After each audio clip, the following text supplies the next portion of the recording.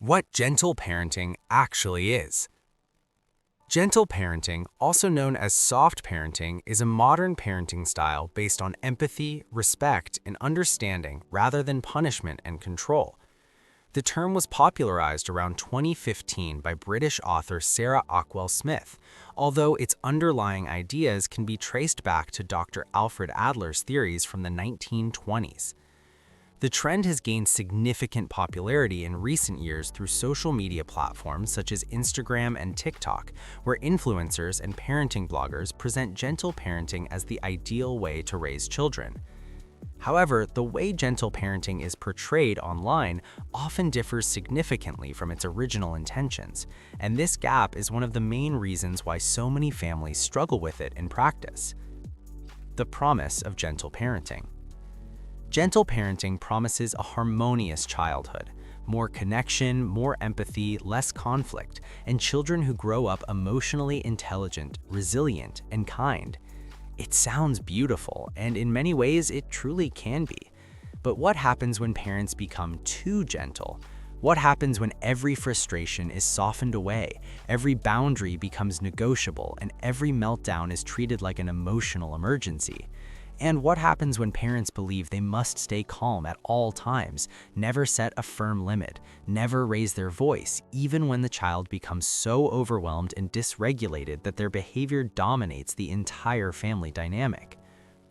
The surprising truth is this: gentle parenting does not fail because the idea is wrong.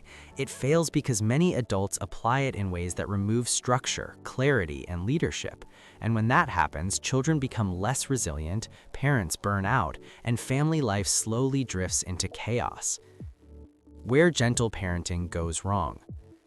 Gentle parenting was originally meant to balance empathy, communication, and boundaries, but in many households, only the empathy remains while the boundaries disappear. Some parents fear that a firm no might hurt their child. Others believe that strong emotions mean they have done something wrong. The result is a parenting style that is meant to express love, yet slowly leads the child into chaos. When emotions are validated but behavior isn't guided. One of the most common misunderstandings is validating a child's emotions without guiding their behavior. Recognizing feelings is healthy and important, but many parents turn it into an unspoken rule that strong emotions allow anything. A child screams, throws objects, hits, or refuses to cooperate. Instead of offering guidance, parents begin long emotional conversations to avoid conflict. Children then learn that emotion replaces responsibility. They begin to experience the sequence: strong emotion, adult intervention, problem solved, no self-regulation required. With no practice, frustration tolerance stays low. This becomes especially visible in kindergarten, school, and later in education or training. Children who never learn to calm themselves or take responsibility struggle with group life, routines, rules, deadlines, and criticism. What feels like a mild challenge to others becomes overwhelming for them. Even friendships become difficult when small conflicts feel like major threats. Meanwhile, parents turn into emotional firefighters who soothe all day but never feel in control. And within the family, siblings feel neglected or treated unfairly. Daily life becomes unpredictable as one child begins negatively controlling the emotional structure of the entire home. Soft boundaries instead of clear leadership. A second major issue is the use of soft boundaries instead of clear leadership. To avoid sounding strict, parents present limits as friendly suggestions, such as asking whether the child might think about doing something differently. It sounds kind, but it is not a boundary. Children need clarity to feel safe, and soft limits create insecurity. They keep testing because they don't know where the actual limit is. These patterns quickly show up in kindergarten and school, where boundaries are not invitations but expectations. Children who never practiced accepting non-negotiable rules struggle with routines, group norms, waiting, focusing, listening, and responding to teachers. Later, in professional settings, this difficulty turns into problems accepting instructions or feedback. Parents in these situations often feel ignored and worry they are not gentle enough. Their daily life becomes a continuous negotiation that drains energy and clarity. endless explanations instead of clear decisions. A third problem arises when parents rely on endless explanations instead of clear decisions. Some believe every instruction must be justified, but tired or emotional children cannot process complex reasoning. Too much explanation overwhelms them. They learn that everything can be negotiated. Structure becomes blurry and rules feel optional. This creates long why cycles, delays around bedtime or routines, and recurring power struggles. In kindergarten, school, and training, children who are used to endless negotiations struggle to follow simple directions. They adapt poorly to structure, expect explanations everywhere, and become oppositional when none are given. Parents eventually feel drained because they talk more and lead less.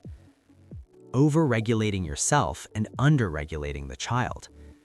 A fourth issue appears when parents over-regulate themselves and under-regulate the child. Gentle parenting insists on staying calm at all times, not showing anger, keeping a soft voice, and always validating first.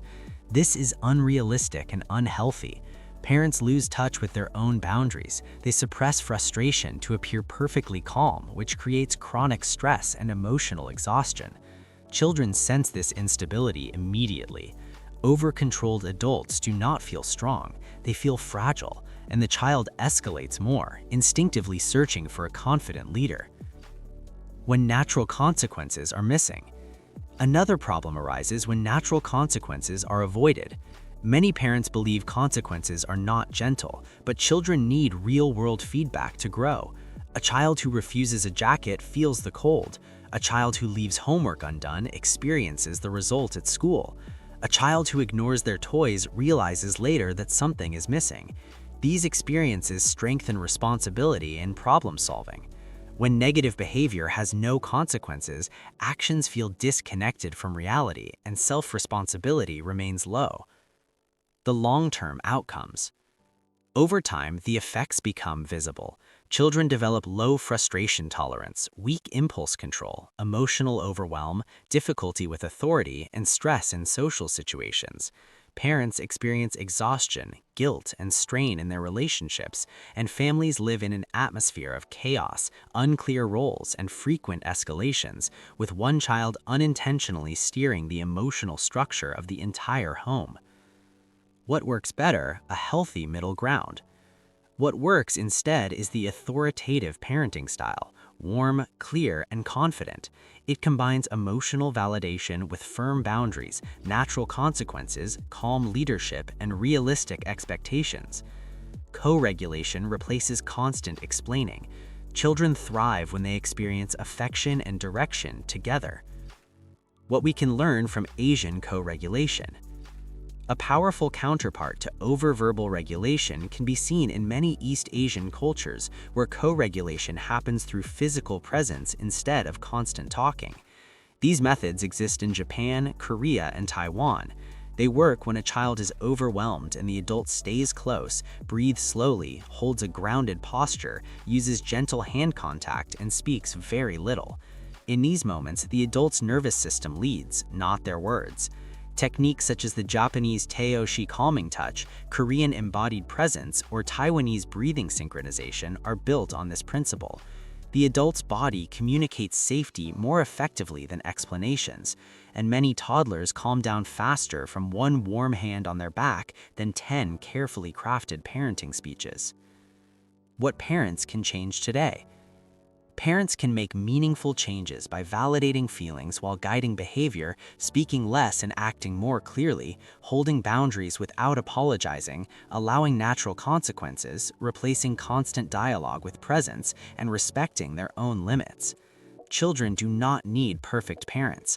They need parents who are present, clear, and emotionally grounded. If you liked this video, subscribe for more like this.